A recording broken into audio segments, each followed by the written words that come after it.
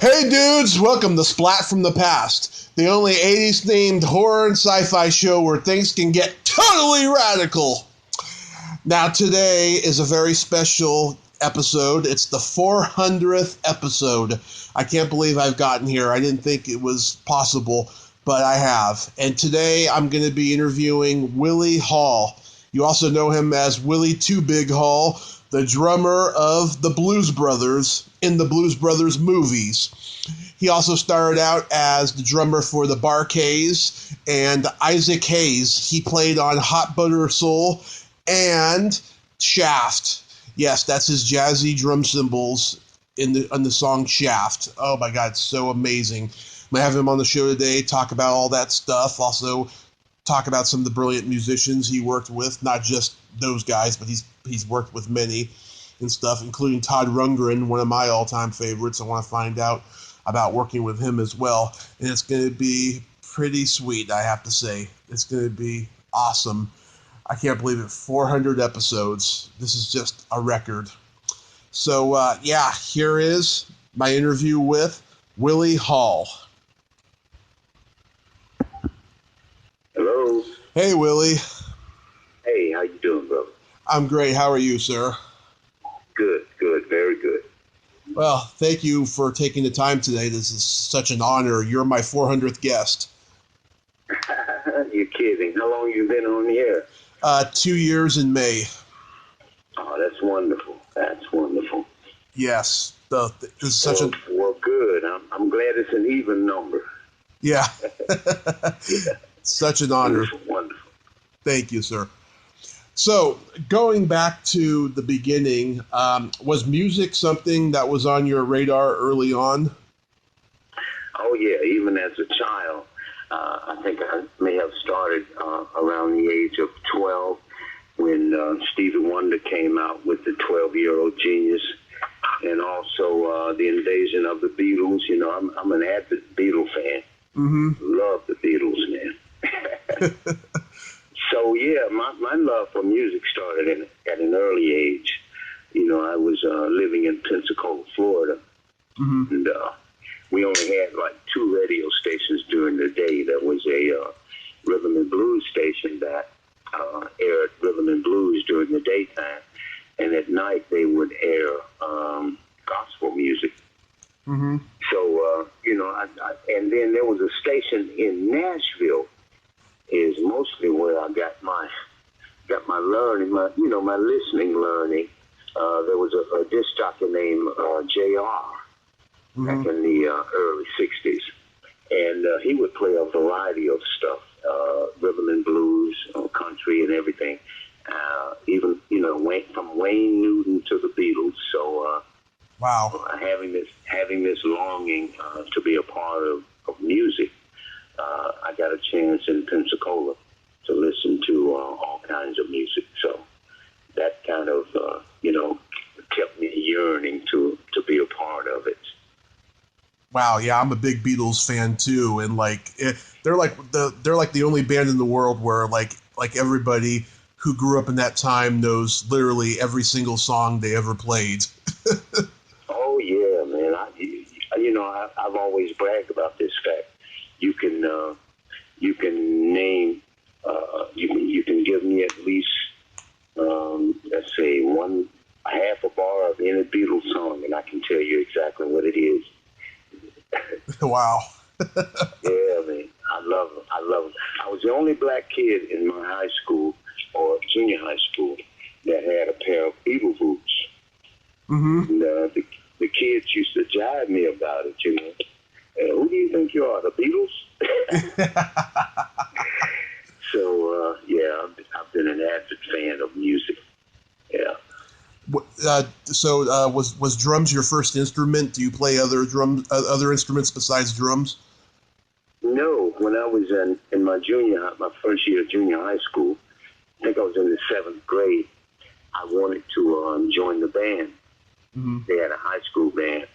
So what I do is I went out for band, as they say. I went out for band. And the only position they had open, they had, all African American children drums as their first instrument. Mm-hmm. So that was my first choice. And so what I did was they had more drummers than they needed for the marching band. So my music conductor, he put me on oboe, believe it or not. That was how I started out. But my family was poor, and I came from a fatherless family, or rather, my mother and my father, they separated at an early age. Mm-hmm. So my mother couldn't afford the reeds.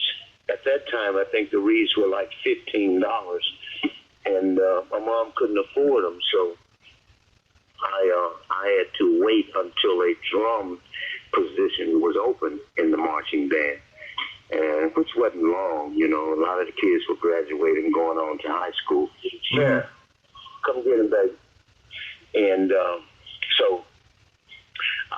so when a position came open for another drummer, then I was allowed to start learning how to play snare drum. And so that's how I got my beginning as a drummer. And I used to listen to a lot of Motown stuff. And I just had this inkling to play drums. And then for some reason, I just knew I had a natural talent. It's sort of like I predicted my future. And I knew I could see my future, rather. And I knew I knew I was destined to be a part of music. Oh, that's beautiful. That's amazing. Yeah. So, did you play aside from the band in school? Did you form a band outside of school? No, because I was blessed to go right from high school right into a group called the Barkays. Yes. What happened was in the year December 10th, 1967, the plane crash, which killed Otis Redding and 4 members of the Barkays. I was a part of that. So Stax Records, in sympathy, they wanted to reform the group with young guys because the guys that died were young. So they wanted to reform the group with some local talent and restart the new Barkays. As a matter of fact, that's what they called it when we got started, the new Barkays. So I joined the Barkays when I was 17, and I worked with them for over a year. And then by working with the Barkays, they were Stax Records artists, and so that gave me the avenue to be amongst the entertainers that were assigned to the Stax label.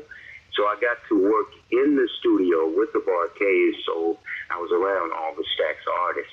And eventually I met Isaac Hayes, and he asked me to, record some songs with him.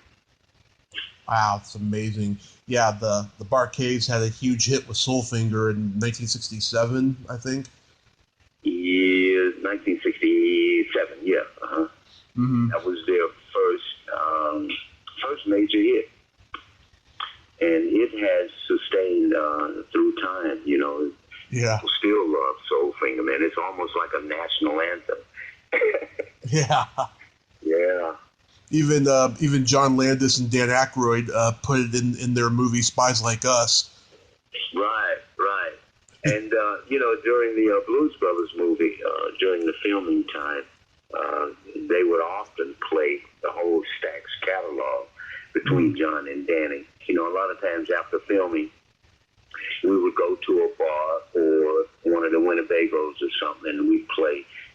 John and Danny were avid Stax Records fans. They were avid blues fans, rhythm and blues fans. They would play all the play songs from the repertoire of the Stax Record Company. Yeah, oh God, those are some great records. And did working with the Barkays, did that lead to working with Isaac Hayes? Of course. Being in the same building, being in the record company. One thing about Stax, it was a record company, and then they had the record company was based in the recording company. In other words, we had 3 studios there, Studio A, B, and C. And that's where all the artists would come to record the music that came out of Stax, like Booker T and the MGs, William Bell, Eddie Floyd. All that stuff was cut on the grounds of Stax Record Company. Wow. So that's where I got to meet Isaac and the rest of the guys that were on the Stax label, and eventually became one of the studio musicians, and that gave me the opportunity to record behind everybody that was on the label. Yeah, I mean, everybody who was a musician for Stax. I mean, you guys were like what the Wrecking Crew was for Motown and Phil Spector in the early '60s.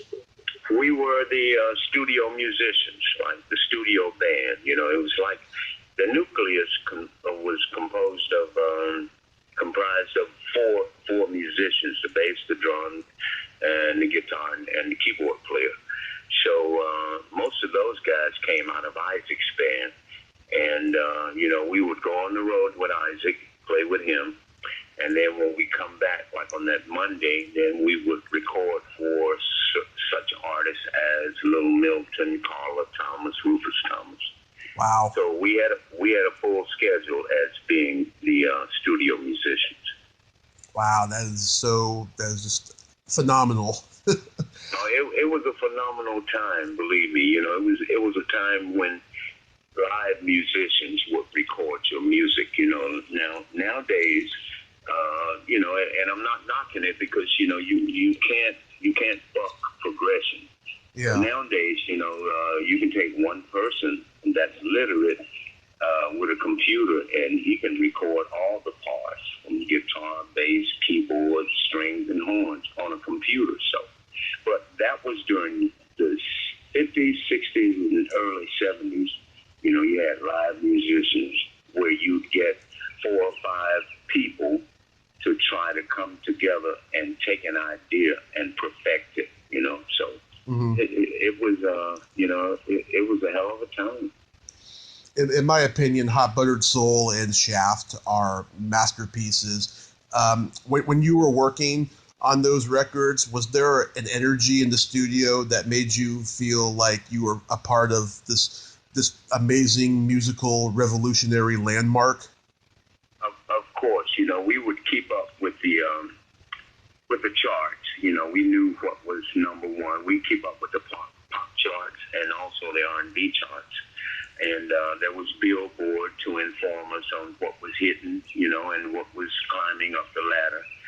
And, being teenagers, because I started when I was 17, and when we recorded Shaft, which was in 1970, I was only 19, so we were young, energetic, and willing to do anything, What made it more amazing was we had producers that really were talented at what they did. They knew how to build a song.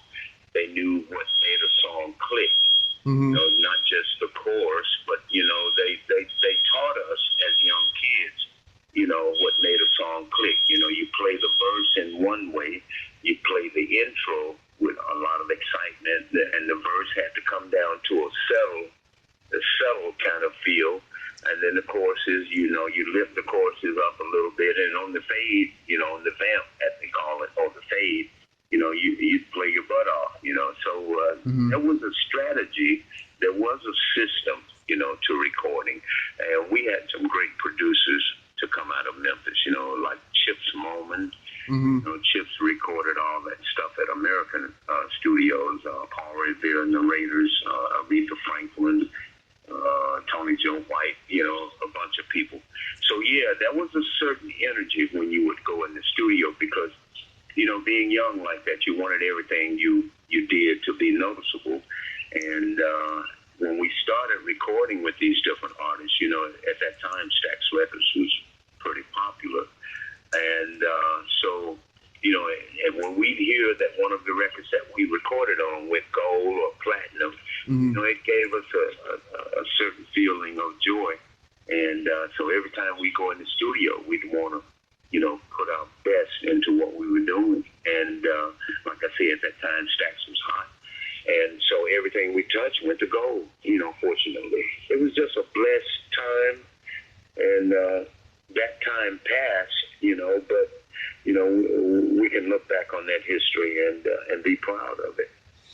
Yeah, I mean, the timing on that Shaft theme is so amazing, and your drumming is so jazzy. It's not often that movie theme songs like that come together like that. You know, I mean, it was a #1 record. I think didn't it win an Academy Award? Yes, Yeah. And, and a bunch of other different kinds of smaller awards. But Chef came about as a product of Isaac Hayes. He was an excellent songwriter, artist, and a hell of a producer, man. And he put that whole thing together. As a matter of fact, he told me what to play. Those 16ths on Shaft in the beginning, that was what Isaac had. Actually, how those 16ths came about, we were watching the footage to the Shaft movie. Gordon Parks and Isaac Hayes, they had sent Isaac a copy of the introduction to the movie. And as Richard Roundtree comes up out of the subway, he starts walking down, I forgot what street that is, but Isaac said, watch his footsteps, and they were even. Some people will take a 12-inch step and then they'll take a 6-inch step, but Richard walked in a way which was in tempo, and Isaac said, play 16ths to his footsteps. And that's where we got the, watching him walk. And so every part of Chef came out of the head of Isaac Hayes. Wow. Yeah, even the drum part. I mean, the drum intro, the 16th. But as far as the 4/4 and the rest of the beat, that was me. But that introduction was purely Isaac Hayes. Yeah, I put that introduction up with Papa Was a Rolling Stone as like the two great soul songs of the early 70s. But see, the introduction to Chef was 16 notes on the hi-hat, and a lot of people think that was an original idea, but actually it had been done way prior to Chef. I mean, Motown used it on a lot of their songs. Norman Whitfield used the hi-hat and a lot of that stuff. Like even Papa Was a Rolling Stone. You'd hear the bass drum hit on the 2 and the 4, but the hi-hat was playing 16. And Ball Confusion. There were a bunch of records that came out of Motown that used the 16ths on the hi-hat, but it had never been the introduction of a song. Huh. Which Isaac took advantage of. Mm-hmm. And how did all this session work lead to the Blues Brothers? Well, recording with, at the time I came to Stax, Booker T and the MGs had broken up as a group. I think Booker had moved to Los Angeles. Steve and Duck were still working for Stax Records. And so being with them and recording with them, sometimes Steve Cropper would produce a session on one of the artists there, and Duck Dunn and I would play on the session, or Steve, Duck, and I would play on the session. And then when Al Jackson was murdered, I think it was 1975, then Duck and Steve asked me if I would join Booker T and the MGs, on tour, and then we actually went to Los Angeles to do a tribute album to Al Jackson. The album was called Universal Language. It was released on the Elektra Asylum label. Now, Elektra Asylum never released it. They didn't have a repertoire for R&B music. Mm-hmm. But Booker T and the MG's Universal Language album was the first R&B project on the Elektra Asylum label, because originally Elektra Asylum was a sort of middle of the road label and country label. And so I guess the record company felt that they wanted to get in the R&B field, so they signed Booker T and the MGs to their label, and we were the first R&B act to be on that label. Mm-hmm.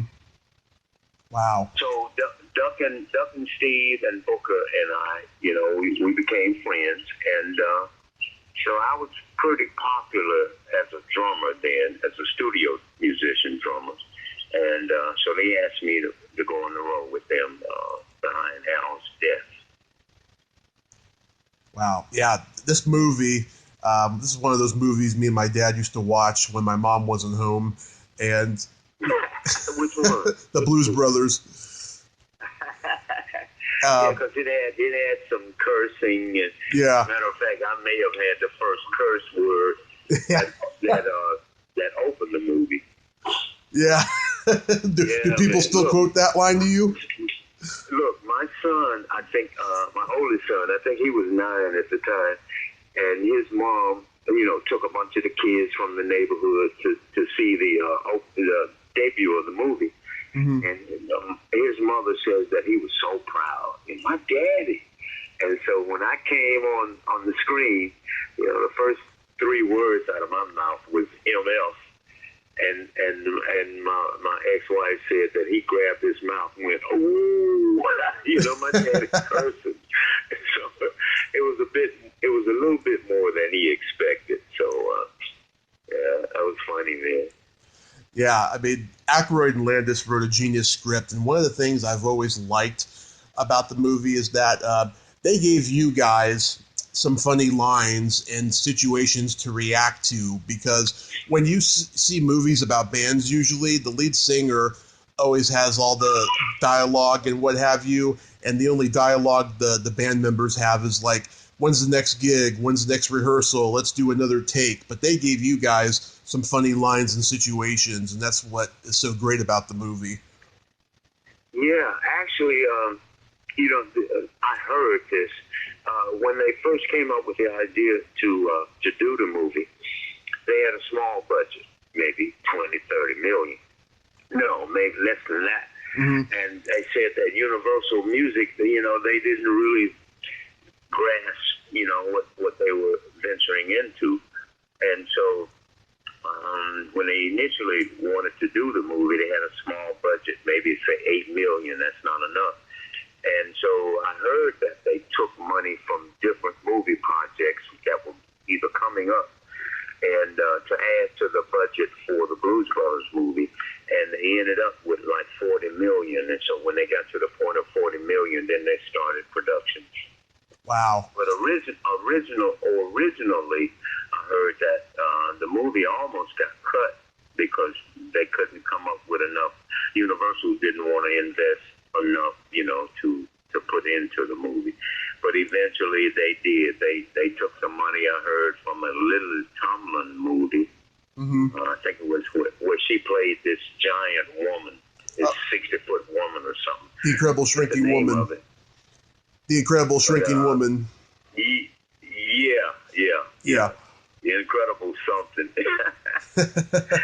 So they put the budget. Are you there? Yeah, I'm here. Okay, I heard a beep. I thought it was disconnection. But they put the budget. They took money from other upcoming movies and added to the Blues Brothers budget, and then they actually gave the green light to start production. Wow. Yeah. Yeah, man. When you guys did that scene in the country bar, I mean, that must have been a mess to walk around in afterwards with all those broken bottles on the ground. Actually, that scene took place at it was a small lake. I would call it a lake. But it was where they filmed the movie Creature of the Lost Lagoon or something. Oh, yeah, Creature from the Black Lagoon. Universal movie, but you know how these movie companies are. They'll build a set and they'll leave it for other directors to film scenes in, and so that was where we filmed that whole country bunker scene. Wow, is it true that when you guys did the music store scene, there was a take where Ray Charles took the gun out too soon and he almost shot Belushi? I don't know anything about that, but what I do know is I don't think they would have used any kind of live ammunition. If anything, those were blanks, and then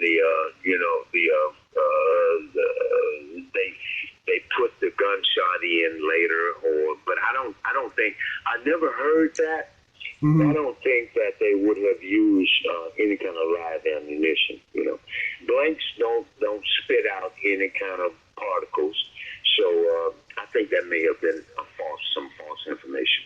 Oh, okay. Yeah, I thought that was pretty funny though. Because all gunshots, man, like back in the days of the Western movies, all the gunshots sounded alike because they only had one recording sound of a gunshot. Right. If you look at some of the old Cheyenne movies, or even some of the old Clint Eastwood movies, which were foreign in the beginning, all the gunshots are going to sound alike because back in the day, they only had these recorded sounds of one gunshot, so they all sounded alike. I mean, even you might have one cowboy with a 44 and one cowboy with a 38 or something, Yeah. But if you go back and listen to a lot of the old westerns, all the gunshots sound alike. Mm-hmm. But I seriously doubt if they would have used any kind of projectile that would have come out of a barrel in Hollywood, because behind that was it Bruce Lee's son getting killed back in the day. I just don't see that. Yeah. When you guys did Blues Brothers 2000, did you all know going into it that it was going to be the disaster it became? I'm quite sure the movie company. Well, see, a lot of times when these directors and movie writers come up with a project, the production deal is usually for more than one segment. In other words, there's always a sequel in the contract. That okay, we're going to do this one movie, and in that contract it calls for the first movie and then a sequel, because Hollywood, they're all about money, all about budget. And sometimes they lose, and a lot of times they win. But we knew that without John, John was Danny, an excellent writer. John Landis, excellent writer, excellent director. But without John, John was the calling card, and John and Danny together was like Laurel and Hardy. You get that combination together, and you can sell. But without John there, I think it was more just to do a tribute to John. I don't even think they expected it. Very few sequels, will make money. It's just hard. It's just hard to do, especially if the original, is a blockbuster. Then it's hard to come up with the idea. Well, where do we go from here? I think, if I'm not mistaken, I think they just made 2000 as a tribute to John. That's all. Yeah. Because as you notice, they had 4 people out front, and those 4 people didn't equal. They had Joe Morton, they had Evan Bonifant, the kid. Yeah. They had Dan Aykroyd and John Goodman. Yeah. And all of these guys are very popular. It seemed like, just by it being 4 of them, that they would have drawn in, a viewing audience, greater than the original Blues Brothers. But it just wasn't there. It's hard to know that John Belushi had died, especially in the way he did, and then do a sequel to that event and make it big, huge as the first one. I don't even think they expected to make money, because they went to Canada, and Canada is the new Hollywood, because they've got unions up there, the electricians union, the carpenters union, and whatever. And Grace Gilroy, who was one of the producers of Blues Brothers 2000, I think that I seriously think that they knew that over a period of time, maybe 20 years or so, that they would recoup the money that they spent. But there's no way that they would have thought that these are serious-minded people. These people are dealing with millions of dollars, and they have projections, on what's going to be what and how much they're going to sell. They've already done their homework before the first production goes into play. So, these are smart people. people, they knew that it wasn't going to be as popular. There was only so much spent on the second one. I think on the first one that I made this amount, and on the second one there was a less amount to be made for the players. So they knew. I don't underestimate these people that put money into these different projects. They've done their homework. Absolutely. They know what theaters are going to sell what, and which theaters to release the movie in. Just because a movie comes out in, let's say, L.A., that doesn't mean that that movie is in North Carolina yet. Yeah. So there's plenty of strategy when you're dealing with millions like that. Yeah. Wow. Really quickly, I wanted to ask you. You've worked with a musician I truly love and admire, Todd Rundgren. What's he like to work with? He's a hell of a producer. That's what I was trying to input. Todd came in to Memphis at a studio called Ardent, which is very popular. And he was producing Yvonne Elliman. Mm-hmm. And she had just come off of the hit Jesus Christ Superstar, which was a play. Right. And then, Yvonne is a great artist. She was, or I hope she still lives. She was a great artist in her own right, artist and producer. But Todd was assigned to produce this album on her. And like I say, I was hot as a drummer during that time. Mm-hmm. And they invited me to play on the project. But Todd's a hell of a producer, man. He'll sit there in the studio with his guitar, and he can put some stuff together. I really admired his talent. Yeah, I saw him in 2016, and he rocked the theater. I mean, it was one of the best concerts I've ever been to in my life. I haven't seen him since that Yvonne Elliman project. But I tell you, somebody else, Charlie Daniels, man, he's a hell of a guy too. Yeah. I worked with him on that Earl Scruggs double pocket album. They were albums then. And a lot of times when Charlie comes to town, he'll call me, and he's a great guy, man. But yeah, Todd is he's amazing, man. Really is. He certainly is. Do you have any new recordings or shows coming up that you want to plug? Yeah, I'm so glad you asked this, because the guy that's the band leader, and he wanted to make sure earlier. When you called me the last time, I was sitting in the van with him. I'm doing some local stuff here. I don't procrastinate, and I don't judge. Sometimes you have a friend that's a local artist that wants to be somebody. Yeah. And, they'll figure, like when I finished the first Blues Brothers movie, there was a friend of mine named Bobby Manuel. He was a producer with the Stax Records company president, Jim Stewart. Mm-hmm. They had just built a studio here in Memphis, and they had made a deal with Atlantic Records to produce some artists.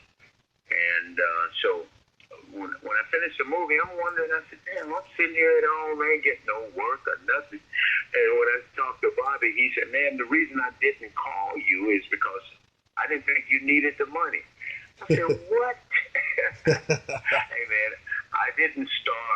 I was not the main star of the Blues Brothers. I was just a hired, contracted musician that was written in the movie, and the part that Danny and John Landis wrote for me, I just happened to be able to do it very well. So, but hey, I didn't make, I made nowhere near what they made, but that's understandable. When you sign a contract, you're either a star for millions, or either you're a contracted musician, which you get paid session and player fee, according to the Musicians Union or the SAG-AFTRA Union. But anyway, so I'm working here in Memphis starting this Thursday at a place called The Paradise, 645 East Georgia Avenue, Memphis, Tennessee. And the guy that I'm working with, he's a keyboard player. He plays two keyboards at one time. He's amazing. I asked him one time, I said, how can you play the bass with your left hand and all that other stuff with your right hand? That is amazing how these keyboard players do this. But anyway, we play on Thursday nights from 5:30 till 8:30 p.m. at a place called the Paradise, 645 East Georgia Avenue. So the guy that I'm playing with, it's just two of us, him on keyboards and myself on drums. We play like a soul, jazz, funk kind of love thing. So it's interesting, you know. Mm-hmm. It's not meant to knock the roof off the house or to make everybody get up and scuff their shoes up. It's just a nice little setting where you can bring your friends or your woman or whatever, have a little glass of wine and just sit back and enjoy the show. Mm-hmm. So, I'm doing a few things. I just finished about almost 3 weeks ago. This guy named Scott Beaumont. Scott is a bass guitar player, but he's also a composer. And he and Craig Brewer are friends. The movie director, Craig Brewer, that did Hustle and Flow and Black Snake Moan and all that stuff. Well, anyway, we just finished the new Eddie Murphy movie, which is titled Dolomite, which is the story of Rudy Ray Moore. Oh, yeah. Rudy Ray Moore, yeah, he goes back into the 60s. He was a vulgar entertainer. You know, his whole songs and videos were about, vulgarity, his cursing and nudity and all of that. But anyway, Craig Brewer directed this movie. Mm-hmm. It's the story of Rudy Ray Moore. So the band that I worked with, Lester Snell, Michael Toll, Scott Beaumont, and myself, we just did the soundtrack to that movie a few weeks ago. So I would imagine it'll be coming out around April. So, I've had so much experience in soundtracks and movie scores until usually, when a client would come to Memphis, I would be in that session. Wow. So I'm waiting to hear and see the movie. Usually when you're in the studio as a studio musician and you're doing a soundtrack, mm-hmm.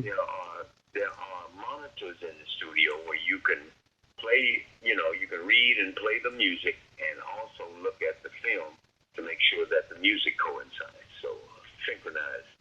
So that's the latest project that I've been on. And so on Thursday night, starting this Thursday, I'll be at this club called the Paradise. Just two musicians, and we play a little low-key jazz, funk, love music. Well, Willie, I'm glad that you're still doing what you love, and I will keep an eye out. Yeah, I will keep an eye out for that movie, and I appreciate you so much for being my 400th guest today. Hey, it is my pleasure, and it's good to have connected with you, and I wish you much success on what you're doing. And hey, it's been fun.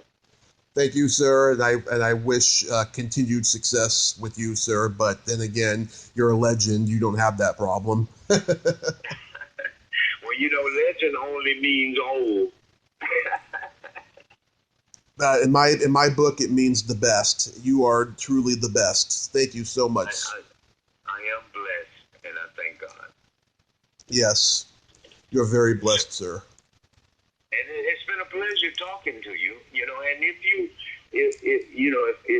if we can speak at any other time in my life, for this or video or whatever, feel free to call me. I'd love to do whatever you need.